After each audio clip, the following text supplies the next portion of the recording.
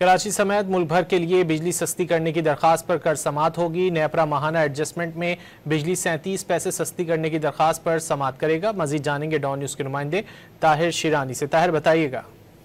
जी, central power purchasing agency ने कराची समेत मुल्क भर के लिए सितंबर 2025 की माहाना एडजस्टमेंट में एक माह के लिए बिजली 37 पैसे फी यूनिट सस्ती करने की दरखास्त नेपरा में जमा करा रखी है, जिस पर कल समाअत की जाएगी।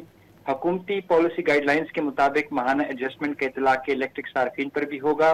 नेपरा समाअत के बाद दरखास्त पर फैसला करेगा।